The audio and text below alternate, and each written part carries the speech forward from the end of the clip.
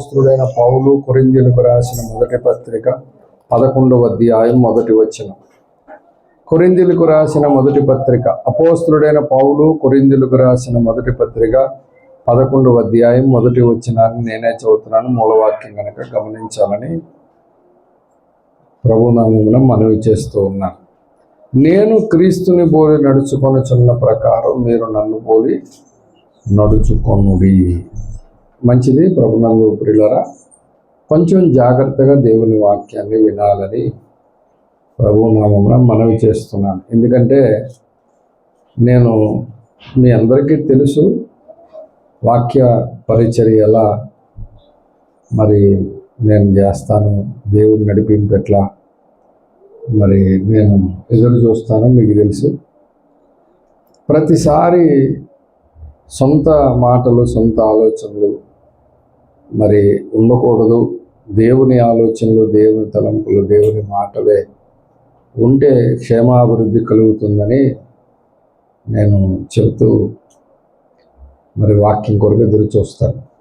అట్లాగే మరి ప్రార్థనలో దేవుని మహాకృపను బట్టి నివాస ప్రార్థన చేస్తుండగా ఒక మాట జ్ఞాపకం చేస్తే ఆ మాటను నేను ఈరోజు చెప్పాలని ఒక ప్రేరేపణ కలిగి ఉన్నా. అందుకొరకు తీసుకున్నటువంటి మూలవాక్యంలో పౌలు భక్తుడు, నేను క్రీస్తుని పోలి నడుచుకొనుచున్న ప్రకారం మీరందరూ కూడా నన్ను పోలి నడుచుకోమని పౌలు భక్తుడు చెప్పాడు. కాబట్టి ఇప్పుడు పౌలును పోలి నడుచుకోవడం ఎట్లా? పౌలు పరిచర్య, పౌలు మాటలు, పౌలు నడక, పౌలు ఆధ్యాత్మిక జీవితము, పౌలు ప్రసంగాలు, పౌలు కట్టిన సంఘాలు అన్నీ మనము పరిశీలనగా చూస్తే మిగతా శిష్యులు చేసినటువంటి పరిచర్యకు ఈయన చేసినటువంటి పరిచర్యకు చాలా డిఫరెంట్ ఉంటుంది. ప్రభునందు పిల్లరా, మరి వారు వాక్య పరిచర్య చేశారు, వారు సంఘాలు కట్టారు, వారు క్రీస్తులో ప్రయాసపడ్డారు, వారు క్రీస్తులో హతసాక్షులయ్యారు. కానీ ఇంత చేసినటువంటి 12 మంది శిష్యులు నేను క్రీస్తుని పోలి నడుచుకున్న చిన్న ప్రకారం అనే మాట పలకలేదు. ఆ మాట పలికిన వాడు అపోస్తలుడైన పౌలు ఒక్కడే. అంటే యాక్యురేట్గా పేతురు రాసిన మొదటి పత్రిక 2వ అధ్యాయం 21వ వచనంలో పేతురు గారు ఏ మాట అయితే చెప్పాడో, పేతురు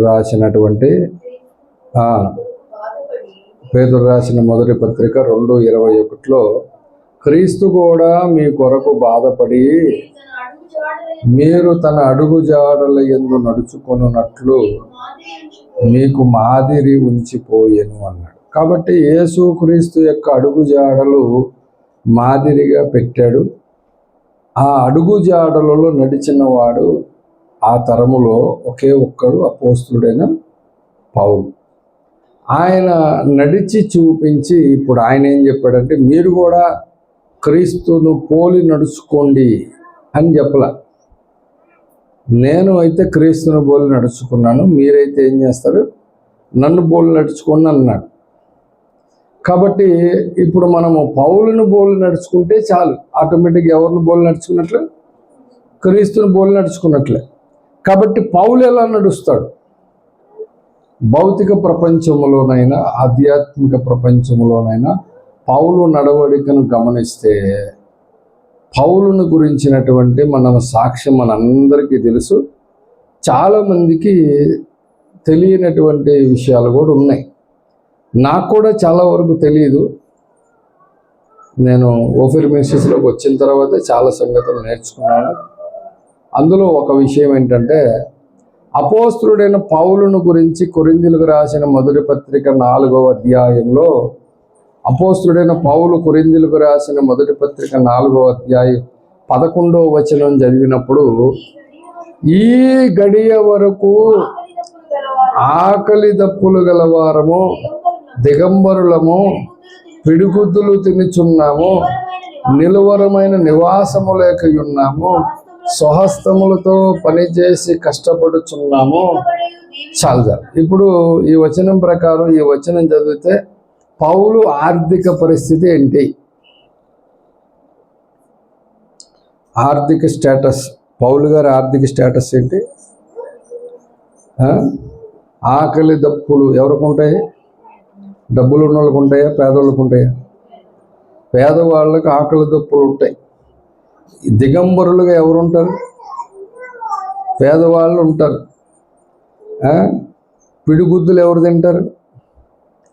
మరి నిలువరమైన స్థలము, నిలువరమైన నివాసము అన్నాడు. అంటే ఇల్లు లేని వాళ్ళు ఎవరు? ఇప్పుడు మన ఆంధ్రప్రదేశ్లో ఉన్నటువంటి రాష్ట్ర ప్రభుత్వం అనుగ్రహించినటువంటి కార్డు ఒకటి ఉంది, వైట్ కార్డు. దాంట్లో రేషన్, బియ్యం, పంచదార ఇవన్నీ ఇస్తారు. దేనికి? ఆర్థికంగా కొంచెం వాళ్ళు వెనకబడి ఉన్నారని. అట్లాగే కర్ణాటక రాష్ట్రంలో కూడా ఇక్కడ ఉన్నాయి కార్డులు. మన దగ్గర వైట్, పింక్ అయితే ఇక్కడ బీపీఎల్ కార్డు అని ఉంది ఒకటి. బీపీఎల్ అంటే టీవీ కాదు, బిలో. కాబట్టి బీపీఎల్ కార్డులు ఉంటాయి. ఆ కార్డులో రేషన్, బియ్యం ఇస్తారు. ఆ కార్డులో ఉన్న వాళ్ళకి చాలామందికి ఇల్లు ఉండవు. గవర్నమెంటే వాళ్ళకి ఇల్లు ఇవ్వడానికి ఇప్పుడు ఇల్లు కట్టిస్తూ ఉన్నారు. చాలామంది నాయకులు, పెద్దోళ్ళు, జ్ఞానవంతులు, రాజకీయ విశ్లేషకులు, ఆర్థిక విశ్లేషకులు ఎంతోమంది చెప్పారు. ఏమనంటే, అయ్యా నువ్వు ఇల్లు ఇవ్వద్దు, బియ్యం ఇవ్వద్దు, పందారు ఇవ్వద్దు, ఏమి ఇవ్వద్దు, ఏ కన్స్ట్రక్షన్ ఇవ్వద్దు, ఫ్రీ బస్సు ఇవ్వద్దు, ఫ్రీగా బట్టలు పంచొద్దు, ఏమి చేయొద్దు. దేశ క్షేమాభివృద్ధి కలగాలంటే రెండు చేయాలి. ఒకటి విద్య, రెండు వైద్యం. ఈ రెండు ఫ్రీ ఇస్తే చాలు. ఏ ఊడు కష్టపడి బతుకుతాడు శుభ్రంగా, హ్యాపీగా. హాస్పిటల్కి వెళ్తే భయపడాల్సిన నెసిటీ లేదు. స్కూల్కి వెళ్ళాలంటే భయపడే పరిస్థితి లేకుండా ఈ రెండు చేయగలిగితే నెంబర్ 1 దేశంగా మారిపోద్ది మన దేశం. కానీ ఆ రెండు చేయడానికి ఎట్టి పరిస్థితుల్లో చాలామంది ఒప్పుకోరు. సరే, నేను నిన్నే ఎవరితోనో మాట్లాడుతూ చెబుతున్నా, ఇవన్నీ జరగాలంటే 1000 ఏళ్ల పరిపాలన రావాలి. 1000 ఏళ్ల పరిపాలన వస్తేనే, యేసుక్రీస్తు వారి పరిపాలన వస్తేనే అన్ని ప్రపంచానికి సస్యశ్యామలమైన రాజ్య పరిపాలన అందుద్ది. అప్పటి వరకు జరగదు, ఇంత ఇలాగే ఉంటాయి. కాబట్టి ప్రభునందు పిల్లరా, మరి యేసుక్రీస్తు వస్తేనే కానీ జరగవు.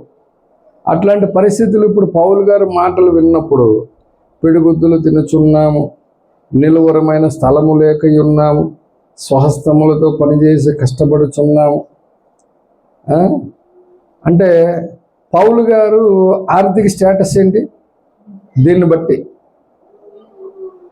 ఆయన చాలా పేదోడండి. ఆయన ఎలా అంటాడు?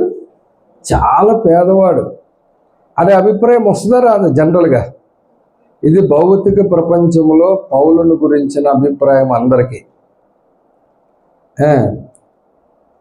చాలా కొందరికే ఉంటుంది ఆయన గురించి తెలిసిన విషయం, అందరికీ తెలియదు. అట్లాగే పౌలు ఏమన్నా చదువుకున్నాడా? పౌలు చదువుకున్నాడా? ఎంత చదివాడు? ధర్మశాస్త్రం చదివాడా? గమలీయేలు పాదముల చెంత చదివాడు, ధర్మశాస్త్రము నిష్ఠుడు. నేను అడుగుతుంది, ఆయన విద్య ఎంత చదువుకున్నాడు, ఎంత విద్య చదివాడు అంటే ఒక వచనం చూపించాలి. అపోస్తులుల కార్యములు 26-24లో ఫేస్తు తీయాలి కంపల్సరీగా, అందరూ తీయాలి. అపోస్తులుల కార్యములు 26వ అధ్యాయం 24వ వచనంలో ఏమనుంది?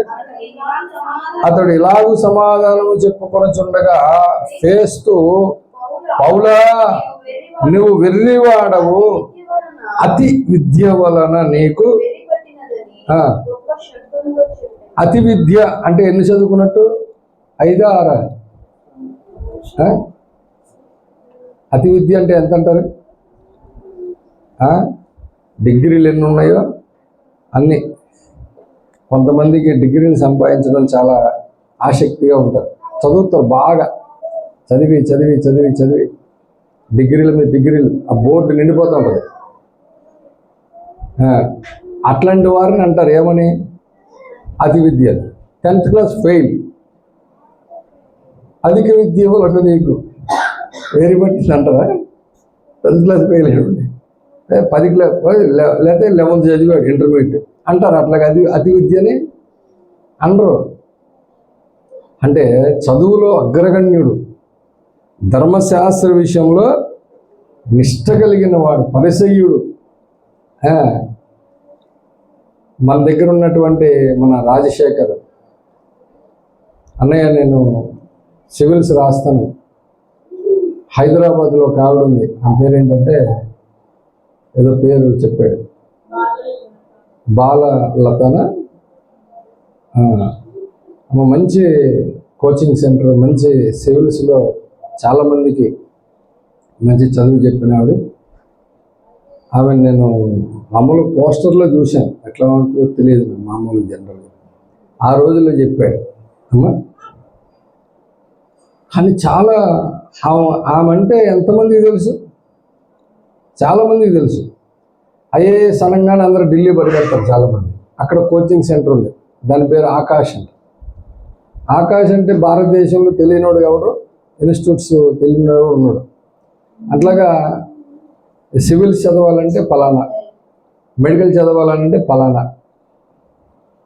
అని ఇట్లా ఒక్కొక్కరు ఒక్కొక్క దాని మీద పట్టుదల. ఆ దినాల్లో మరి పౌలు గారు ధర్మశాస్త్ర విద్య నేర్చుకోవడానికి బెస్ట్ టీచర్ అనమాట ఆయన, గమలీయేలు.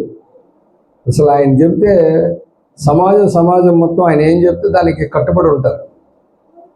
అట్లాంటి గురువు గారు, అతని దగ్గర పాదాల దగ్గర ఉండి నేర్చుకున్నానని సాక్ష్యం చెప్పాడు. కాబట్టి మంచి ఎడ్యుకేటెడ్. కానీ ప్రభునందు ప్రియులారా, ఎంత ఎడ్యుకేటెడ్ దేవుని సేవకు వచ్చిన తర్వాత, సేవలో యేసు ప్రభుని ఎప్పుడైతే నమ్ముకున్నాడో ఆ దినాన పౌలు గారి తండ్రి గారు, నేను నీకు ఆస్తిలో భాగం ఇయ్యనని, తండ్రి యూదుడు, పౌలుకి ఆస్తి చిల్లిగవ్వకునని చెప్పని అన్నాడు. దాన్ని చాలా తృణప్రాయంగా సింపుల్గా వదిలేసాడు అంతే. నువ్వు ఎలా ఇవ్వో చూస్తా, నేను కోర్టుకు వెళ్తా. ఈ రోజుల్లో కోర్టుకు కూడా వెళ్ళవసరంలే, తండ్రిని చంపేస్తే చాలు, ఆటోమేటిక్గా ఆస్తి మనది అయిపోద్ది అనే లెక్కలో ఉన్నారు చాలామంది. కాబట్టి అలా పౌలు అలా అనలేదు. క్రీస్తు విషయమైన జ్ఞానము నిమిత్తం తనకు కలిగింది ఏవి లాభకరమైనో వాటన్నిటి ఏం చేశాడు? పెంటగా నష్టంగా ఎంచుకున్నాడు. కానీ ఎంత ఆస్తిపరుడు! అపోస్తుల కార్యములు 19వ అధ్యాయం 30-31 వచనాలు చాలాసార్లు చూపించాను, మళ్ళీ జ్ఞాపకం చేస్తున్నా మీకు. పౌలు జనుల సభ యొద్దకు వెళ్ళదలిచెను. అపోస్తుల కార్యములు 19వ అధ్యాయం 30-31 వచనాలు. కానీ శిష్యులు వెళ్ళనియ్యలేదు. మరియు ఆసియా దేశాధికారులలో కొందరు అతనికి స్నేహితులై ఉండి అతని యొద్దకు వర్తమానము పంపి, నీవు నాటకశాలలోకి వెళ్ళవద్దని అతనిని. అంటే ఇప్పుడు పౌలు గారి స్నేహితులు ఎవరు? దేశాధికారులలో కొందరు అట, ఒకటిద్దరు కాదు. ఇప్పుడు మన పార్లమెంట్లో మినిస్టర్స్ ఉన్నారనుకోండి, ప్రధానమంత్రి, హోమ్ మినిస్టర్తో పాటు మినిస్టర్స్ ఉంటారు చాలామంది. వాళ్ళలో సగం మందికి పైగా పౌలుకి పరిచయస్తులు అనమాట. కొందరు అంటే అర్థం అంతే కదా, ఒకరిద్దరు కాదు. మనకు ఒకడు పరిచయం అవడమే చాలా కష్టం. మనల్ని వెళ్ళిస్తారు అక్కడి దాకన్నా వెళ్ళవరు. కానీ పౌలు గారికి దేశాధికారులతో స్నేహం ఉంది, వాళ్ళతో కూర్చొని అధికారం ఉంది. వాళ్ళు కౌరు పెట్టారు, బాబు నువ్వు వెళ్ళమాకని. అంటే ఆయన స్టేటస్ ఏంటి? ఒక్కసారి క్రీస్తును అంగీకరించి రక్షణ పొంది క్రీస్తు పరిచారకుడు అయిపోయిన తర్వాత తండ్రి ఆస్తి ఏమనంటున్నాడు, స్నేహితుల దగ్గరికి వెళ్ళి నిలబడి ఏమీ ఆశించలేడు. ఒకవేళ అలా ఆశిస్తే ఏమంటారు, ఇంతేనా క్రీస్తుని నమ్ముకుంటే బాగానే జరిగింది అని ఎగతాళి చేయడం, అవమానించడం ఎన్ని ఉంటాయి చెప్పండి. వీటన్నిటినీ ఆయన యాక్సెప్ట్ చేయలేక ఎక్కడ ఎవరిని అడగకుండా ఏం చేశాడు తెలుసా? అపోస్తుల కార్యములు 18వ అధ్యాయము, అపోస్తుల కార్యములు 18వ అధ్యాయం మొదటి నుంచి చదవాలి. అటు తర్వాత పౌలు ఏథెన్సు నుండి బయలుదేరి కొరింథునకు వచ్చి పొంతు వంశీయుడైన అకుల అను ఒక యూదుని అతని భార్య అయిన ప్రిస్కిల్లను కనుగొని వారి యొద్దకు వెళ్ళెను. యూదులందరూ రోమా విడిచి వెళ్ళిపోవాలనని క్లౌదియా చక్రవర్తి ఆజ్ఞాపించినందున వారు ఇటలీ నుండి క్రొత్తగా వచ్చిన వారు వృత్తికి డేరాలు కుట్టువారు. ఎంత చదువుకుని ఇదే ఉద్యోగం ఏంటండి? అతి విద్య కలిగిన వాడు డేరాలు కుట్టుకుంటున్నాడట. ఇంకేం మరేటి ఉద్యోగం లేదేటి? ఇంకేం ఉద్యోగం లేదా? సంఘాలు కట్టాడు, కానీ సంఘాల్లో వచ్చిన కానుకలన్నీ కేంద్ర సంఘానికి, యెరూషలేం సంఘానికి పంపించి సంఘ విస్తరణ కొరకు పరిచయం చేశారు ఆ దినాల్లో. కానీ తన వంతు తాను తినడానికి డేరాలు కుట్టుకొని బతికాడు. అలా అని ఆ దైవజనునికి సంఘం మీద ఉన్నటువంటి డబ్బులతో బ్రతికే అధికారం లేదా? ఉంది. అలా ఉంది. దాని మీదే బ్రతకాలని దేవుడు నియమించాడని చెప్పినోడే పౌలు. కానీ దానిని ఆయన వినియోగించుకోలేదు, అక్కర్లేదు అనుకున్నాడు. ఆయన వినియోగించుకోవచ్చు. ఎన్ని సంఘాలు ఉన్నాయి ఆయనకి కావాలంటే? ఎవరు పంపిన కానుకలతోనని హ్యాపీగా దర్జాగా బతికేయచ్చు. కానీ బ్రతకడానికి ఇష్టపడాలి. అలాగా నాకు అక్కర్లేదు అనుకున్నాడు. అనుకుని డేరాలు కుట్టుకోవడం ప్రారంభించాడు. ఆ డేరాలు అదే వృత్తి గలవాడు కనుక వారితో కాపురమడిన వారు కలిసి పని చేయుచుండిరి. ప్రభునందు ప్రియులారా, ఆలోచించండి. అధిక విద్య కలిగిన వాడు, దేశాధికారులతో స్నేహం కలిగిన వాడు, తండ్రి ముత్యాల వ్యాపారి, తండ్రి ఆస్తి ఆ దినాల్లోనే లక్షాధికారి. ఆయన ఎవరంటే కనీసం ఒక్క మాట కూడా మాట్లాడకుండా అక్కర్లేదని వదిలేసి నష్టపరుచుకున్నవాడు. కానీ ఈ దినాన ఆయన పరిస్థితి ఏంటి? ఆకలి దప్పులు, నిలువరమైన స్థలం లేదు, దిగంబరి, డేరాలు కుట్టుకుంటూ పోషించుకోవాలి. సువార్త పని ఎక్కువైపోయింది, డేరాలు కొట్టడం తక్కువైంది. సువార్త పని ఎక్కువైంది, డేరాలు కొట్టడం తక్కువైంది. ఇప్పుడు ఏమి ప్రాబ్లం స్టార్ట్ అవుద్ది? డబ్బులు ఉండవు. నెక్స్ట్ ఏమనిపిస్తుంది? డబ్బులు ఉండకపోతే ఏముండదు? అన్నం ఉండదు, ఏముండదు. ఎప్పుడైతే అన్నం లేదు అనే పరిస్థితి వచ్చిందనుకో, వెంటనే ఏం డిక్లేర్ చేస్తాడు? ఉపవాసం డిక్లేర్ చేస్తాడు. ఆటోమేటిక్గా ఉపవాసం ఉన్నాం అనుకోండి, నిద్ర వస్తుందా? నిద్ర రాదు. ఇక దాంతో నెక్స్ట్ ఉపవాసం తర్వాత ఇంకోటి ఏంటి? జాగరణం. శివరాత్రి జాగరణలు ఉంటాయి కదా, అట్లాగా లేని రోజు జాగరణమే. అలా ఉపవాసములతో జాగరణములతో దేవుని పరిచర్య చేస్తున్నటువంటి భౌతిక ప్రపంచంలో పౌలు స్థితి ఇది. కానీ పౌలు ఎంతమందికి అర్థమవుతాడు? భౌతిక ప్రపంచంలో పౌలుని మరి మాదిరిగా ఎంతమంది తీసుకుంటారు? ప్రభునందు ప్రియులారా, అతిశయంతో చెప్పడం కాదు, నేను చాలాసార్లు చెప్పాను మీకు. నేను చదువుకున్నది 10వ క్లాసు మాత్రమే. 10 పాస్ అయ్యానంతే. అది చాలా అతి కష్టపడి 3 సార్లు రాసి పాస్ అయ్యాను. మీకు తెలియదు, చాలా 6 సబ్జెక్టులు ఎత్తే 3 పాస్ అయ్యాను. 7-8 వరకు స్కూల్ ఫస్ట్. అప్పటి నుంచి స్టార్ట్ అయింది ఏంటో మరి సూర్యగ్రహణం. 10th వచ్చేటికల్లా 3 తప్పి 3 ఎట్లా బతికి బయటపడ్డా. ఆ 3 రాయడానికి మళ్ళీ అక్టోబర్లో స్టార్ట్ చేస్తే మార్చి కంప్లీట్ అయింది. అక్టోబర్లో 2, మార్చికి 1, 1 ఇయర్ బట్టే 6 రాయడానికి. అప్పుడే డౌట్ వచ్చింది నాకు, ఏంది ఎంత భయంకరంగా మన చదువు అది. ఎట్లాగోట్ల నైట్ కాలేజీకి వెళ్ళి ఇంటర్మీడియట్కి, అది వర్కౌట్ కాలే. ఎంత ప్లాన్ ఉంటుందో మనకు తెలియదు కాదు. ఆ తర్వాత తెలిసింది పెద్ద ప్లాన్ అది.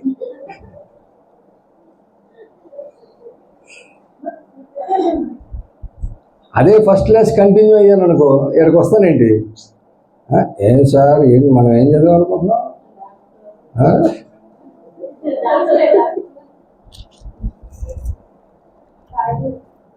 అదే ఏదో అసలు లొంగుతాం అప్పుడు సేవకు రమ్మన్నాడు అనుకో. ఆయనకి తెలుసు ఎవడెవడిని ఎంతవరకు తీసుకెళ్ళి సేవకు రమ్మంటే వస్తాడు రాడు తెలిసే, ఈయన్ని కనుక స్కూల్ ఫస్ట్ టైంలో ఇలాగ వదిలేసామనుకో, వీడు ఫుల్గా చదివేసి మంచి టాప్లో ఉన్నాడు అనుకో, బాబు ఇప్పుడు సేవకు బెంగళూరు వెళ్ళాలి రానాయనంటే చాలా బిజీగా ఉన్న తర్వాత మాట్లాడదామని అంటాడు. అందుకే నేను ఎక్కడ కొట్టాలి ఎప్పుడు కొట్టాలి అప్పుడే కొడితే లొంగుతాడని 9th క్లాస్ నుంచి కొడితే ఇగో ఇప్పుడు ఇక్కడికి వచ్చి పడ్డా. కాబట్టి ప్రభునందు పిల్లారా, నేను దీనికి ఏం బాధపడట్లా, చాలా సంతోషంగా ఉన్నాను. ఆ దినాల్లోనే ఎందుకు ఇలాగా అని చెప్పి చాలా బాధపడ్డాను. కానీ సేవకు వచ్చిన తర్వాత దేవుని ఏర్పాటు, ఎందుకు నన్ను ఏర్పాటు చేసుకున్నామని మైసూర్లో ఉన్నప్పుడు రూమ్లో ఉండి ప్రార్థనలో ఉండి దేవుడిని అడిగితే అప్పుడు దేవుడు నాకు బయలుపరిచాడు, చాలా విషయాలు బయలుపరిచాడు. నా లైఫ్ని ఒక్కసారి ఆయన ముందు పెట్టి అడిగేశాడు, నన్ను ఎందుకు 3 సబ్జెక్టులు ఫెయిల్ చేశాడు, ఆ 3టిని మళ్ళీ ఇంకొక సంవత్సరం దాకా ఎందుకు రాసి చేయలాగా, ఇంటర్మీడియట్ జాయిన్ అయితే దాన్నన్నా కంప్లీట్ చేయిస్తూ కాదు, 10వ తరగతి అవ్వగానే ఎవడైనా సరే ఉద్యోగానికి వెళ్ళాడా, నేను వెళ్ళా. 150 రూపాయలు నా జీతం అప్పుడు. ఆ ఉద్యోగంలో చేరి 7 ఏళ్ళు చేసిన తర్వాత ఆడెవడు మంచి ఉద్యోగం జీతం ఇస్తాడని ఆడి దగ్గర పట్టుకుపోయావు. అక్కడన్నా పూర్తిగా ఉంచావంటే పెళ్ళి 6 నెలలు అవగానే ఆ ఉద్యోగం పోయే, మళ్ళీ పాత ఉద్యోగానికి పోయే, అదేమో చాలా తక్కువ జీతం. కనీసం మల్లెపూలు తేయడానికి స్వీట్లు తేయడానికి కూడా చేతిలో డబ్బులు లేకపోయాయి. పిల్లోడు పుట్టిన తర్వాత వాడికి కనీసం పాల డబ్బా తెచ్చే సీన్ కూడా లేకపోయాయి. ఏంది నా బతికిట్లా ఇంత దారుణం చేసి మారేసావు. ఫోన్లే అయితే అయిందిలే అని చెప్పని మళ్ళీ ఇంకో ఉద్యోగం ఎత్తుక్కొని ఆ ఉద్యోగానికి పోతే కనీసం పెళ్ళయింది, కొత్తగా పెళ్ళయిందని కనికరం కూడా లేకుండా ఆడు కంపెనీ వాడు అలాగే చేసాడు, నువ్వు అలాగే చేసావు. 28 రోజులు ఉద్యోగం 2 రోజులు మా ఆవిడతో ఉండేదా. ఏంది ఉద్యోగం ఇది. ఇట్లాగే సంవత్సరాల తరబడి తిరిగి మళ్ళీ 7 ఏళ్ళు అక్కడ చేసిన తర్వాత సరే కదా అని చెప్పని బతుకు జీవుడా అనుకుంటే ఒక కిరాణా షాప్ పెట్టించావు. అదేనా పూర్తిగా పెట్టించావా? 10 ఏళ్ళు చేయించావు. 10 ఏళ్ళు చేసిన తర్వాత ఇప్పుడు బయలుదేరి సేవకు అని చెప్పి బెంగళూరు తెచ్చావు. ఎందుకు తెచ్చావు? ఈ బెంగళూరు తెస్తేనేమో బెంగళూరులో ఉన్నోళ్ళేమో మైసూరు వాళ్ళు చూసుకుంటారులేని వదిలేసే, మైసూరు వాళ్ళు ఏమో బెంగళూరు వాళ్ళు చూసుకుంటారని వదిలేసే. వాళ్ళు ఇళ్ళు కలిసి రోడ్డు మీద నుంచో పెడితే మళ్ళీ పాస్టమ్ గారు మళ్ళీ మా అమ్మగారి నాన్న తిప్పలు పడి ఆ షాపు చేసి వాళ్ళు డబ్బులు పంపిస్తే తిని ఇక్కడ సేవ చేశారు. ఎందుకు నువ్వు పంపించిందని అని చెప్పని అడిగితే ఎంత ఏకరువు పెడితే ఆయన చాలా సింపుల్గా నాకు ప్రతి దానికి ఆన్సర్ చెప్పాడు. నేను స్టన్ అయిపోయాను ఆయన చెప్పిన ఆన్సర్లని. వాక్యం కూడా చూపించాడు. నోరు మూసుకున్న తర్వాత ఇప్పటికే 10 సంవత్సరాలు దాటింది. అలా అడిగి 12 ఏళ్ళు దాటింది. మళ్ళీ నేను ఆయన క్వశ్చన్ వేయలేదు. అంత పిచ్చ క్లారిటీ ఇచ్చాడు. ఎందుకంటే మన చదువు పోయిన కానించి నేను బెంగళూరు వచ్చే వరకు ఎందుకు అలా ఒక్కొక్కటి చేసుకుంటా వచ్చాడు అన్నీ నేర్పించాడు. నీ భార్యకు నువ్వు దూరంగా ఉండడం అలవాటు అయితేనే నా పరిచయకుడికి ఎక్కడికి వెళ్ళైనా ఉండగలవు, లేకపోతే నువ్వు ఉండవు. నువ్వు కిరాణా షాపు పెట్టి మెయింటైన్ చేయకపోతే నీ దగ్గరకు వచ్చిన కొంటానికి వచ్చిన వాళ్ళు క్రైస్తవులు ఎట్లాంటి వాళ్ళు, అన్యులు ఎట్లాంటి వాళ్ళు, నీ రక్త సంబంధులు ఎట్లాంటి వాళ్ళు, ఎవడెవడు ఏం మాట్లాడుతున్నావో నువ్వు ఎంత యథార్థంగా నమ్మకంగా కిరాణా షాపు పెట్టి అక్రమము లేకుండా క్రమముగా చేస్తేనే నానా మాటలు మాట్లాడిన రక్త సంబంధులు క్రైస్తవులు అన్యులు ఎలాగున్నారు. నువ్వు సంఘం పెడితే సంఘంలో కూడా ప్రతి ఒక్కడు అలాగుంటాడు. వాళ్ళందరినీ నువ్వు భరించాలంటే ఈ షాప్ మెయింటైన్ చేసి భరించాలన్నమాట. ఇన్ని ప్రతిదానికి అడిగితే ప్రభునందు పిల్లలు ఖచ్చితంగా చెప్తాడు సమాధానం. కానీ మనం ఏం చేస్తాం? అడిగే ఖాళీ కూడా లేదు సార్, నాకు నేను చాలా బిజీ, ఆయన అడిగే టైం కూడా లేదు, ఆయనకంటే ఈయనే బిజీ. కాబట్టి ప్రభునందు పిల్లల భౌతిక ప్రపంచంలో కూడా పౌలు భక్తులను చూసి నేను చెప్తున్న అతిశయం కాదని చెప్పాను. బెంగళూరు వచ్చినప్పుడు వాళ్ళు చూసుకుంటారని వీళ్ళు చూసుకుంటారని వాళ్ళు వదిలేసిన తర్వాత పాస్టర్ గారిని తీసుకొచ్చినప్పుడు ఇద్దరం కలిసి ఉద్యోగాల కోసం వెతికే రోజుల్లో ప్రతి పని బరువు పని దొరుకుతుంటే తేలిక పని దొరకకపోతే పాపం చాలా ప్రయాసపడి తిరిగి సరిత పాస్టర్ గారికి ఉద్యోగం కోసం తిరిగింది. అమ్మాయిని ఎందుకు మేము మర్చిపోలేమంటే ఇక్కడికి వచ్చిన తర్వాత సేవలో మా కొరకు అసలు ఎంత తిరిగిందంటే ఉద్యోగం కోసం, పాస్టర్కి ఉద్యోగం కావాలని. మీకు ఎవరు తెలియదు, అన్ని చోట్లకి వెళ్ళి అడిగి మొత్తానికి ఒక చోట పెట్టించేసింది. 6,000 రూపాయల ఉద్యోగం, పొద్దున 8ంటికి వెళ్ళి సాయంత్రం 4ంటికి రావాలి. చిన్న పిల్లల్ని చూసుకునే డే కేర్లో వాళ్ళు పోస్తే మార్చాలి, వెళ్తే కడగాలి, బట్టలు మార్చాలి, అంతా సీసీ కెమెరాలో వాళ్ళ తల్లిదండ్రులు చూసుకుంటారు. అట్లాంటి ఉద్యోగం ఉంటే డిగ్రీ జరిగిన అమ్మాయి ఆ ఉద్యోగానికి చూస్తే పాస్ అయ్యా పర్వాలేదంటే నన్ను అడిగితే నేను అవకాశం చూశాను. అప్పుడు ఆయన చెప్పిన డైలాగ్ అదే, అంత చదువుకున్న పౌలు అంతటి వాడే డేరాలు కుడితే నేను ఈ ప్యాడ్లు మార్చడం పెద్ద విశేషం. అది దేని కొరకు? ఉన్నతమైన దేవుని పరిచర్య కొరకు. 1 సంవత్సరమే చేయించాడు అంతే, సంఘం డెవలప్ చేసి పారేసాడు. 1 సంవత్సరంలో 50 మంది 3 సంఘాలు అయిపోయింది. కారణము లోబడి మనం ఏ పని అయితే ఆ పని చేయడానికి ఆ మనస్సు ఉండాలి ముందు. అంతేగాని నేనేటి, నా చదువేటి, నా ఉద్యోగం ఏటనుకుంటున్నాను? అసలు ఏడకు వచ్చాను నేను? మన స్టేటస్ ఏంటి అసలు? ప్రభునందు పిల్లల అవి కాదు పౌలు చూసింది. దేవుడు నన్ను పిలిచాడు, ఆ పిలుపుకు నేను లోబడి చెయ్యాలి. ఈ పని ఆయనకు బలవంతంగా పెట్టబడింది తెలుసా? ఆయనేమి కోరుకున్నది కాదు ఇది. సువార్త ప్రకటించవలసిన భారము నా మీద మోపబడి ఉన్నది. ఆయన తీసుకొచ్చి బలవంతాన్ని పెట్టాడు. అట్లాగా ఈనాడు మీలో చాలా మందికి ఎవడికి బలవంతంగా పెట్టలే ఆయన. ప్రభునందు ప్రియులారా, మీకు చాలా స్వేచ్ఛను ఇచ్చాడు, బలవంతంగా బలవంతంగా పెట్టాడు. కాబట్టి పౌలు తను చేస్తున్నటువంటి సేవలో ఆయన కష్టపడిన కష్టాన్ని 1 దినము కూడా జ్ఞాపకం చేసుకోవాలి. తన చేతులతోనే కష్టపడి సంపాదించి ఆయన పోషణ ఆయన చూసుకున్నాడు. ప్రభునందు ప్రియులారా, పౌలు జీవితాన్ని మనం ఒక్కసారి పరిశీలనగా చూస్తే ప్రభునందు ప్రియులారా, మరి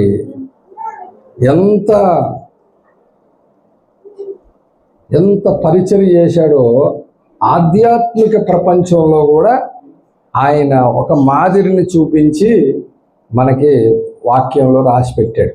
అదొక్కటి చెప్పి ముగించేస్తాం, సరేనా? ఇప్పటివరకు ఏం చెప్పారు? భౌతిక ప్రపంచంలో ఆయనకున్న స్థితి, చదువు, ఆర్థిక పరిస్థితులు వీటన్నిటినీ దేవుని కొరకు నష్టపరుచుకొని క్రీస్తు విషయమైన జ్ఞానము కొరకు నష్టపరుచుకున్నాడు. పెంటతో సమానంగా ఎంచుకున్నాడు.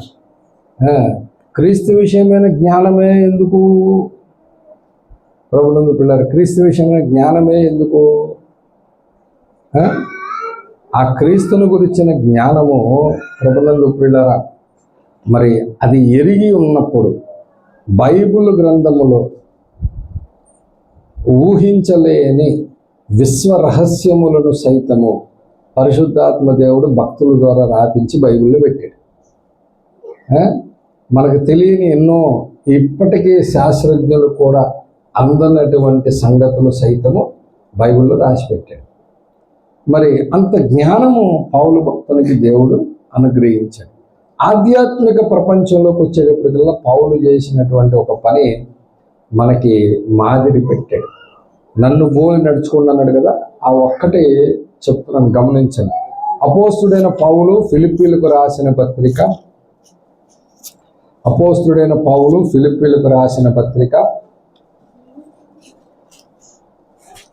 3వ అధ్యాయము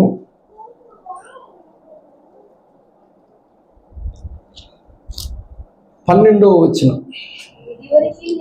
ఇదివరకే నేను గెలిచి తిని అయినను, ఇదివరకే సంపూర్ణ సిద్ధి పొంది తిని అయినను నేను అనుకున్నట్టు లేదు, కానీ దేని నిమిత్తము క్రీస్తు యేసు చేత పట్టబడి తినో. ఒక్క నిమిషం, మీరు ఇప్పుడు ఈయన ఏం చేస్తున్నాడు? దేని నిమిత్తము క్రీస్తు యేసు చేత పట్టబడ్డాడో దానిని పట్టుకోవాలని ఏం చేస్తున్నాడు? పరిగెడుతున్నాడు. ఇప్పుడు పరుగు పందెములో ఉన్నటువంటి వ్యక్తి ఏం చేస్తాడు? కొరింథీయులకు రాసిన మొదటి పత్రిక 9వ అధ్యాయము, అపోస్తుడైన పౌలు కొరింథీయులకు రాసిన మొదటి పత్రిక 9వ అధ్యాయము 25వ వచనం, 24 నుంచి చదవము. పందెపు రంగమందు పరిగెత్తు వారందరూ పరిగెత్తుదురు గాని ఒక్కడే బహుమానము పొందునని మీకు తెలియదా? అటువలే మీరు బహుమానము పొందునట్లుగా పరిగెత్తుడి. మరియు పందెమందు పోరాడు ప్రతివాడు అన్ని విషయములందు మితముగా ఉండను. వారు క్షయమగు కిరీటము పొందుటకును, మనమైతే అక్షయమగు కిరీటమును పొందుటకును మితముగా ఉన్నాము. కాబట్టి నేను గురి చూడని వాని వలె పరిగెత్తువాడను కాదు. అంటే పౌలు భక్తుని జీవితంలో మనము మాదిరిగా పెట్టుకోవలసిన విషయాలు ఎన్నో ఉన్నాయి. అందులో ఒకటి, నువ్వు పరిగెత్తేటప్పుడు గురి పరిగెట్టుచున్నాడు. పరిగెట్టేటప్పుడు గురి ఉందా? గురి లేకుండా పరిగెడుతున్నాడా? పౌలు భక్తునికి ఒక గురి ఉంది. నేను గురి చూడని వాని వలె పరిగెత్తువాడను కాను. పౌలు భక్తుని బోలు నడుచుకునే ప్రతి విశ్వాసికి ఉండాల్సిన ఒక పోలిక, గురి లేకుండా పరిగెత్తకూడదు. ఇదే పాయింట్ ఎత్తి పట్టి ప్రార్థన చేశాడు ఆయన. అప్పుడు వచ్చిన తలంపు చెప్తున్నా, మనలో చాలా మందికి 100% డైరెక్ట్గా మొహమాటలాగని చెప్తున్నా, గురి లేకుండా పరిగెడుతున్నారు. గురి లేకుండా పరిగెడితే ప్రభునందు పిల్లరా, మీరు ఎందుకు పరిగెడుతున్నారో కూడా మీకు తెలియదు. ఇప్పుడు పందెపు రంగం ముందు పరిగెట్టేవాడికి ఆడు దేనికి పరిగెడుతున్నాడు అని తెలిసే తెలియదా?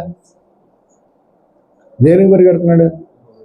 ఆ గోల్డ్ మెడల్లో ఒకళ్ళు మిస్ అయితే, సిల్వరు ఇంకా మిస్ అయితే ఏదో దొరుకుద్దని పరిగెడుతున్నాడు. వాడికి ఒక క్లారిటీ ఉంది. కానీ ఆధ్యాత్మిక ప్రపంచంలో మనం పరిగెడుతున్నాం, మనకి ఏమైనా క్లారిటీ ఉందా? చాలామందికి ఒక క్లారిటీ ఉంది. ఏంటంటే దేవుడి దగ్గరికి వస్తే మేలు జరుగుద్ది, ఏదైనా కష్టం వస్తే తీర్చి పెడతాడు. అందులో కూడా మళ్ళీ వేరియేషన్స్ ఉన్నాయి.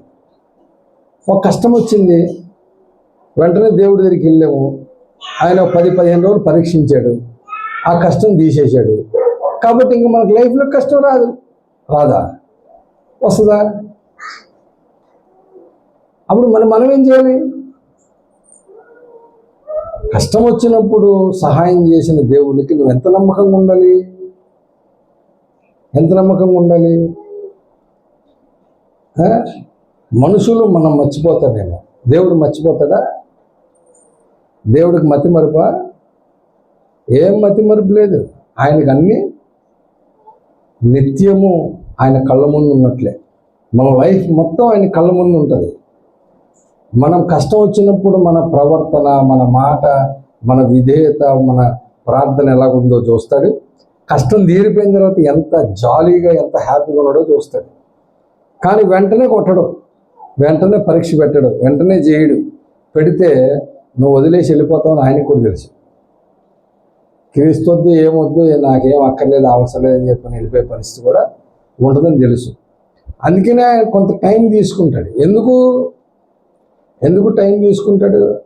ఈ భూమి మీద నీకు కావలసిన ఇవ్వడం 5 నిమిషాల్లో పని, 1 నిమిషంలో పని ఆయనకి. కానీ దేనికోసం కదా ఆయన పడేది? నిన్ను పరలోకం తీసుకెళ్తే ఆయన ఏం చేయాలనుకుంటున్నాడో దానికి ఒక ప్రణాళిక, ఒక సంకల్పం ఉన్నది. ప్రతి ఓళ్ళు నీళ్ళల్లో మునగంగానే మనకేదో దేవుడు మేలు చేసేయడం కోసం కాదు. యాకోబు రాసిన పత్రిక 1వ అధ్యాయం 18వ వచనం ప్రకారం, యాకోబు రాసిన పత్రిక 1వ అధ్యాయం 18 ప్రకారం, ఆయన తాను సృష్టించిన వాటిలో మనము ప్రథమ ఫలముగా ఉండునట్లు సత్యవాక్యము వలన మనలను తన సంకల్ప ప్రకారము, అంటే దేవునికి మన విషయంలో ఏముంది, ఒక సంకల్పం ఉన్నది. దాని ప్రకారం ఆయన మనల్ని కన్నాడు. ఆయన కన్నాడు కాబట్టి ఆయన నడిపిస్తూ ఉన్నాడు. నువ్వు ఆధ్యాత్మిక ప్రపంచంలో నువ్వు నడిచేటప్పుడు ఒక సంకల్పం ఉన్నది కాబట్టి దాని కొరకు దేవుడు ఏమేమి ఎప్పుడు ఎలా చేయాలో ఏం చేయాలో అదే చేస్తాడు. అది నువ్వు వద్దన్నా కాదన్నా నీ లైఫ్లో జరిగి తీరుతుంది గ్యారెంటీగా. కానీ మనం చేయాల్సిన పని ఏంటంటే, ఫిలిప్పీలకు రాసిన పత్రిక 3వ అధ్యాయము నెక్స్ట్ వచనం చదవాలి.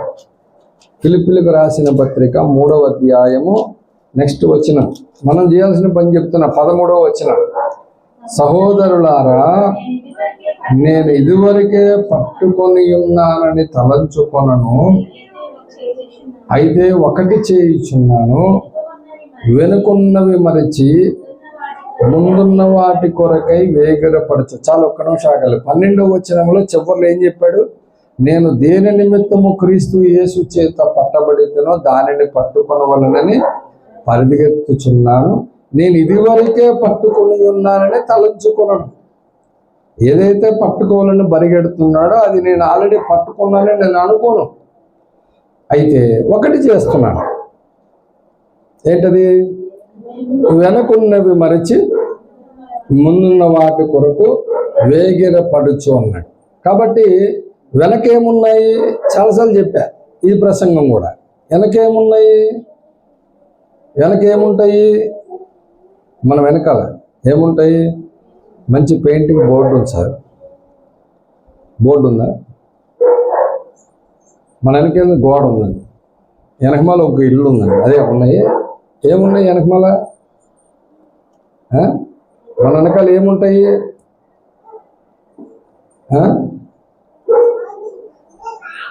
చాలామంది మాట్లాడుకునే మాటలు మన వెనకాల ఉంటాయి. ఉంటాయి ఉండవా? ఉంటాయి ఉండవా? మన వెనకాల ఏం మాట్లాడతారు? పౌలు భక్తుని జీవితంలో కూడా ఆధ్యాత్మిక ప్రపంచంలో అంత ఉన్నతమైన సేవ చేసిన ఆయనను అనేవాళ్ళు అనకుండా లేరు, మాట్లాడేవాళ్ళు మాట్లాడకుండా లేరు. ఎంత భయంకరంగా పౌలుని మాట్లాడారంటే, ఆ మాటలు మనల్ని అంటే ఊరేసి చచ్చిపోతాం మనం. అంత భయంకరంగా మాట్లాడారు, ఆయన గురించి ప్రచారం చేశారు. ఇంకా ఆధ్యాత్మిక ప్రపంచంలో ఆళ్ళు ఇల్లు కాదు, సొంత ఆయన కన్న బిడ్డలే, రక్షణలోకి నడిపించిన విశ్వాసులే ఆయన్ని పట్టుకొని ఏమన్నారు? భ్రష్టుడు అని అన్నారా? అసలు ఏ గురువు గారైనా ఆ మాట అంటే తట్టుకోగలరా? భ్రష్టుడు అన్నారు. కానీ పౌలు గారు ఇవేం పట్టించుకోడంట. ఏం చేస్తాడు? వెనకున్నవి మర్చిపోతాడు. ఈ ఒక్కటే కాదు, మనల గురించి మన ఇంటికాడ వాళ్ళు మాట్లాడతారు, బయట వాళ్ళు మాట్లాడతారు, బంధువులు మాట్లాడతారు, పక్కన ఉన్న వాళ్ళు మాట్లాడతారు. ఎన్ని మాట్లాడినా వాటన్నిటిని ఏం చేయాలి? వెనకున్నవి మరిచి. ఇప్పుడు అవన్నీ మరిచిపోలేదనుకో, ఎప్పుడు గుర్తొస్తున్నాయి అనుకో, ఇంకా ఉంటాయి చాలా ఆర్థిక సమస్యలు, ఇబ్బందులు ఉంటాయి. ఉండవు? ఆర్థిక సమస్యలు ఉంటాయా? డబ్బులు లేని పరిస్థితి ఉంటుంది, ఇబ్బందులు ఉంటాయి, శరీరంలో అనారోగ్య పరిస్థితులు ఉంటాయి. ఇవన్నీ ఉంటాయి ఉండవా? ఇవన్నీ ఏం చేస్తుంటాయి? మనల్ని ఇబ్బంది పడతాయా? పెట్టవా? మరి అవి ఎక్కడున్నాయి? అవి మన వెనకాలే ఉన్నాయి. ఏం చేయాలి? ఏం చేయాలంటే దివారాత్రులు వాటిని గురించి మనం ఆలోచిస్తూ ఉండాలి. అలా ఆలోచించినప్పుడు ఏమవుతుంది? ఇందాక చెప్పే కదా, డిప్రెషన్ వస్తుంటుంది. డిప్రెషన్ వచ్చిన తర్వాత ఏమవుతుంది? నిద్ర పట్టదు. నిద్ర పట్టకపోతే ఏమవుతుంది? శరీరం అనారోగ్యం స్టార్ట్ అవుతాయి. చాలా వాటికి నిద్ర లేకపోతేనే సమస్యలు. కొలెస్ట్రాల్ కానీ, బీపీ కానీ చాలా మన ఒంట్లోకి రావడానికి కారణం ఏంటంటే సరైన నిద్ర లేకపోవడం వల్ల. నేను గ్రూప్లో వీడియో పెట్టా, చూశాను మీరు? డాక్టర్ గారిది, విక్రాంత్ సింగ్ డాక్టర్ గారిది పెట్టా. ఆయన ఏదైనా వీడియోలో వస్తే చూస్తానండి. మొన్న ఆయన ఒక వీడియోలో ఒక మాట చెప్తుంటే నేను చాలా ఆసక్తిగా చూసా. ఏం చెప్తున్నాడు సార్ అని. ఏం చెప్పాడంటే, జుట్టు సమస్య ఉన్న వాళ్ళకి ఒక చిట్కా చెప్తాను, మీరు వినాలి అన్నాడు. ఆ జుట్టు సమస్య చెప్పాడు. ఆయన చెప్పి ఆయన ఉదాహరణకు తీసుకున్న ఒక మాట ఏంటి సార్, జుట్టు లేని పిచ్చోడిని ఎప్పుడైనా మీరు చూశారా అని అడిగాడు. రోడ్ల మీద అక్కడక్కడ కనబడుతుంటారు సార్ పిచ్చోళ్ళు, మురికి బట్టలు వేసుకొని, చిరిగిపోయిన బట్టలు వేసుకొని, చాలా భయంకరంగా కనబడుతుంది. అందులో ఎవరికైనా జుట్టు లేనివాడు, గడ్డం లేనివాడు, జుట్టు లేనివాడు ఎవరైనా చూశారా అని అడిగాడు. బట్టతలు ఉన్న పిచ్చోడిని మీరు ఎవరైనా చూశారా అని అడిగాడు. అంటే నిజంగా నేను 3 సార్లు చూశాను, కానీ అసలు నిజమే బట్టతలు ఉన్న పిచ్చోడు ఎవరు లేడు. కానీ వాడికి ఎందుకు అలాగా చుట్టుందంటే, వాడికి భార్య పిల్లలు బాధ లేదు, అరే రేపు ఈఎంఐ కట్టాలరా అని బాధ లేదు, ఈ పూట ఏం కూరగాయలు తేవాలమ్మా ఆవిడ అడగాలంటే బాధ అస్సలు లేదు, ఉద్యోగానికి వెళ్ళకపోతే మా ఆఫీసర్ ఏమంటాడని బాధ లేదు. అందుకే వాడికి ఏ బాధ లేదు, ఆలోచనే అసలు చింతగా ఆలోచన ఉంది, వాడికి ఏం లేదు, హ్యాపీగా. కానీ మనకెందుకంటే ఇవన్నీ మనల్ని మైండ్లో బాగా ప్రెజర్ చేసి ఏం చేస్తున్నాయి, జుట్టంతా ఊడిపెట్టేది చేస్తాం. నేను అది ఆయన చెప్పంగానే ఓఫిరయ్య గారు రాసినటువంటి పుస్తకాల్లో పౌలు గారి ఫోటో గుర్తొచ్చింది. ఆయనకు కూడా ఫుల్ మంచిగా, అయ్యో ఆయనకి మరి భార్య ఉంది, పిల్లలు ఉన్నారు లేదు తెలీదు, సేవకు వచ్చాడు, సేవలో బోల్డ్ ప్రాబ్లమ్స్ ఉన్నాయి లేవా. ఎన్ని కొరింథీయులకు రాసిన 2వ పత్రిక 11వ అధ్యాయంలో చదివితే ఎన్ని బాధలు చెప్పాడు. ఇన్ని చెప్పిన తర్వాత ఇంకా చెప్పవలసినవి అనేకలు ఉన్నాయన్నాడు. మళ్ళీ చింత ఉందా లేదా, సంఘములన్నిటిని కూడా చింతయు కలదు, అది నాకు దినదినము భారం కలిగజేస్తుంది. మరి ఇన్నున్నోడికి జుట్టు అని అంతుంది బాగా బ్రహ్మాండంగా. కారణం ఏంటంటే ఆయన వెనకున్నవి అస్సలు దాని గురించి కొద్దిగా కూడా చెప్పాడు, కానీ దాని మీద ఆయన ఉండనే ఉండడు. ఏం చేస్తాడు, ఎంతసేపు ఏం చేస్తాడు, 14వ వచనం ఏం చేస్తాడు, క్రీస్తునందు దేవుని ఉన్నత పిలుపునకు కలుగు బహుమానమును పొందవలనని గురి యొద్దకే పరిగెత్తుచున్నాడు. వెనకున్నవి మర్చిపోతాడు, గురి యొద్దకు పరిగెడతాడు. మరి ఇవన్నీ ఎట్లా సార్, మరి ఎట్లా మీరు దీన్ని ఎలాగా కంట్రోల్ చేయగలుగుతున్నారంటే, పౌలు గారు ఒక్కడు చెప్పిందే కాదు, మిగతా అపోస్తులు చెప్పింది కూడా చూడాలి కదా. పేతురు రాసిన మొదటి పత్రిక 5వ అధ్యాయము 7వ వచనం చూడండి. పేతురు రాసిన మొదటి పత్రిక 5:7,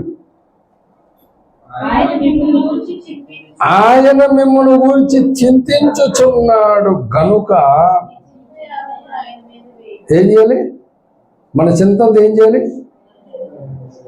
అలా కాదు, చింతంతా బ్రెయిన్లో పెట్టుకొని రాత్రి 12 గంటలకి బిల్డింగ్ నుంచి కిందకి దిగి మన ఇంటికాడ నుంచి సెంటర్ దాకా చల్లగాలి తిరుగుతా ఎట్లాగ ఈ ప్రాబ్లమ్స్ రేపేం చేయాలా, ఎట్లా చేయాలా, వీటన్నిటిని ఎలా తేల్చాలా, ఇవన్నీ ఏం చేయాలని మొత్తం ఏం చేయాలి, తిరుగుతూ ఉండాలి పడుకోకుండా కదా.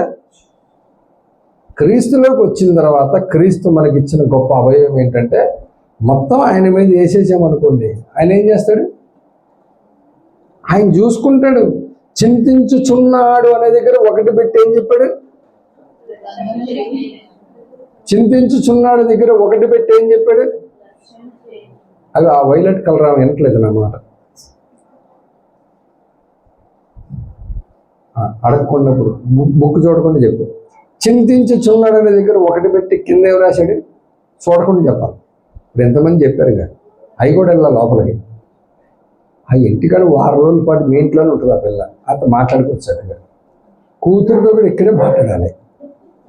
నేను చెప్పాక ఎందు అక్కడ ప్రసంగం మొత్తం ఎంత గ్యాప్ ఉంది కదా, అంతే ఉంటుంది. అది చెప్పడానికి మళ్ళీ ఇంటికి రావాలి. ఎప్పుడు వస్తాను గారు మీరు చెప్పినప్పుడే వినకుండా అప్పుడప్పుడే చెప్పారు కదా ఆదివారం, అది చెప్పండి ఇప్పుడు కొద్దిగా ఉంది. అది ఏం చేస్తున్నాడు? లక్ష్యము చేయుచున్నాడట. ఆయన అన్నిటినీ లక్ష్యము చేస్తున్నాడు. ఆయన ఆకాశము నుండి కిందకి అందరినీ చూస్తూ ఉన్నాడు, అందరినీ లక్ష్యం చేస్తున్నాడు. మన బ్రతుకులు, మన జీవితాలు అన్నీ ఆయన చూస్తూ ఉన్నాడు. మనం ఏం చేయాలి? పిలిచిన పిలుపునకు కలుగు ఉన్నతమైన బహుమానం కొరకు గురు యొద్దకు పరిగెత్తాలి. అందుకని చెప్పా, చాలా మందికి ఏం లేదు, గురి లేదు. గురి లేకుండా పరిగెత్తే దానికి దరి దొరకదు. మీరు గురి కలిగి ఆయన వైపు చూస్తూ పరిగెత్తండి, ఆయన వైపే చూడండి, ఆయన మీదే భారం వేయండి, మీకు కావలసిన మొత్తం సమస్తం మీరు దొరుకుతాయి. గురి యొద్దకే పరిగెడుతూ అప్పగించగలిగిన పనిలో మనము సాగిపోవాలి. నియామక కూటాలకు నీవు రావు, కనీసం నోరిప్పి ఎవరికి ఒక్క మాట ఏసే క్రీస్తు ఉన్నాడని చెప్పవు. కానీ మన కార్యాలన్నీ జరిగిపోవాలి. ఎలా జరిగిపోతాయి? ఆలోచించండి. మీరే ఆలోచించి పౌలుని పోలి నడుచుకుంటారా? లేదు సార్, నన్ను నేనే ఒక పోలిక, నన్ను నేనే, నా ఇష్టం నేను ఇంతే. Right, okay. ఆధ్యాత్మిక ప్రపంచంలో పౌలు స్థితి ఇది, భౌతిక ప్రపంచంలో పౌలు స్థితి అది. గమనించండి. ఆయన డేరాలు కొట్టుకోవడానికి సిగ్గుపడల, దేవుని కొరకు ఏం చేయడానికైనా రెడీ. అట్లాంటి మనస్సు కలిగిన వాళ్ళని దేవుడు ఎంత పైకి తీసుకొచ్చి నుంచోబెట్టాడో నేను ఆల్రెడీ చాలాసార్లు సాక్ష్యం చెప్పాను, చాలాసార్లు చెప్పాను. ఒక కమిట్మెంట్ కలిగి ఉండాలి. అప్పుడు దేవుడు నిన్ను అద్భుతంగా దీవిస్తాడట. భాగ్య ప్రభు మనకు దయచేయను గాక. రండి ప్రార్థన చేసుకుని ప్రార్థనలో ఉన్నాం. మహాపరిశుద్ధుడు, ప్రేమ గల తండ్రి, నీ నామానికి స్తుతులు స్తోత్రాలు ప్రభా. ఈ మధ్యాహ్న కాల సమయం ఇప్పటివరకు మీరు చెప్పిన మాటలు మా హృదయంలో లోతుగా నాటి నీరు కట్టి ఫలింపచేయండి. ఈ లోకంలో మాకు మాదిరి పురుషుడు ఎవరైనా ఉన్నారంటే అది నువ్వే ప్రభువా. కానీ నీకులాగా నేను వెళ్ళలేకపోతున్నాను అనుకున్నప్పుడు నువ్వు నియమించిన నీ దాసుడు పౌలు గారిని బట్టి నీకు వందనాలు. పౌలుని నిలబెట్టావు, పౌలును పోలి నడుచుకునే కృపను మాకు ఇచ్చావు, నీకు వందనాలు. అట్టి భాగ్యం మాకు దయచేయండి. ఈ దినం నువ్వు ప్రేరేపిస్తున్న ప్రేరేపణ ఇక్కడ ఉన్న వారికి చాలామంది గురి లేదు. భౌతిక ప్రపంచంలో వారికి కావలసిన అవసరాల కొరకైన గురి ఉంది, కానీ ఆధ్యాత్మిక ప్రపంచంలో ఏ గురి కలిగి ఉండాలి ఆ గురి లేకుండా పరిగెడుతున్నారు. నష్టపోయే ప్రమాదం ఉంది ప్రభా. దయతో కనికరించి కృప చూపించి వాక్యం ద్వారా మీరే బలపరిచి పౌలను బోలు నడుచుకునేవారుగా స్థిరపరిచి బలపరచమని. అలాగే నాయన ఈ సమయంలో చేరువచ్చిన ప్రతి ఒక్కరికి వారి అవసరతలు క్రీస్తు యేసు నామములో తీర్చిపెట్టండి. ఈ సమయంలో నీ కుమారుడు జ్ఞానప్రకాష్ నాయన జ్యోతి వాళ్ళ తమ్ముడు బర్త్డే సందర్భంగా సంఘమంతటికి భోజనాలు ఏర్పాటు చేయడానికి సిద్ధపరచడానికి విప్పిన తన గుప్పిలి ప్రతి రూపాయి విలువ కట్టండి. లక్షంతులుగా తిరిగి పెట్టుకోండి. రావాల్సిన ఆధ్యాత్మిక బౌద్ధికులతో నింపండి. క్షేమమును కృపను అనుగ్రహించమని, మీ చిత్తానుసారంగా నడిపించి మహిమ ఘనత ప్రభావాలు పొందమని, వారి కుటుంబమును, తల్లిదండ్రులు, తమ్ముడిని, తనని మీరు ఆశీర్వదించి దీవించండి. సిద్ధపరిచిన హస్తాలను దీవించండి నాయన. ఇదిగో తింటున్న వారికి శక్తి, బలము, జ్ఞానమునిచ్చి నీ పని కొరకు నాయన సత్యము కొరకు బ్రతికే కృప దయచేయమని, మీరే సమస్త విషయంలో సమస్త మహిమ ఘనత ప్రభావాలు పొందమని, అతి చిన్ని ప్రార్థన అంగీకరించి దీవించమని నజరేయుడని యేసుక్రీస్తు నామమున ప్రార్థించడానికి వేడుకొనుచున్నాను పరమ తండ్రి. ఆమేన్. తండ్రి అయిన దేవుని ప్రేమ, ప్రభువైన యేసుక్రీస్తు వారి కృప, పరిశుద్ధాత్మ సహవాసం ఇప్పుడు ఎల్లప్పుడూ రాకడ వరకు సదా తోడైండి నడిపించునుగాక. ఆమేన్, ఆమేన్, ఆమేన్. యేసు రక్తమునకి జయం, శిలువ రక్తమునకి జయం. ప్రభు యేసు నామమున సంపూర్ణ విజయం కలుగునుగాక. అపవాది క్రియలకు అనంత నాశనం కలుగునుగాక. ఆమేన్. అందరికీ వందనాలు. Praise Lord. God bless you.